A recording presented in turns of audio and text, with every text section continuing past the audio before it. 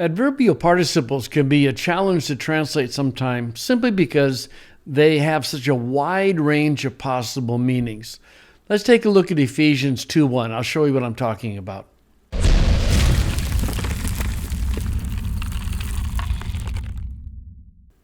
Ephesians 2:1 begins a pretty long sentence, and you'll notice that it begins with a participial phrase. So it's, and you, being dead in trespasses and sins. And by the way, this humon, when you put a possessive like this at the end of a series, it can apply to all of them. So it's a perfectly legitimate translation to say, and you being dead in your trespasses and sins. Perfectly legitimate. But what's really interesting is when translations change their minds. I always like looking at these things.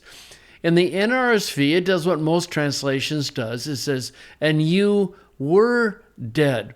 In other words, it's taking a dependent construction and is turning it into an indicative verb. I don't especially like that unless it's absolutely necessary. It's interesting then to go look at the RSV, and it says, and he made alive when you were dead. In other words, it's taking ontos as a temporal participle, that he made us alive when we were dead. You go over the Net Bible, and it says, and although you were dead. In other words, it's treating the participle as a concessive participle. By the way, you may be wondering why in the RSV you have this he made alive. Where'd they get that from?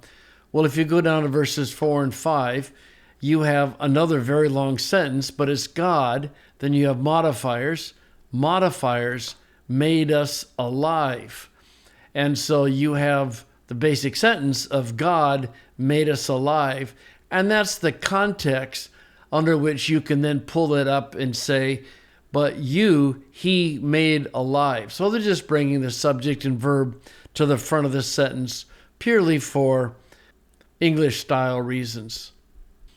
But anyway, I thought there was a good little illustration of how different people handle participles. So there's your participle.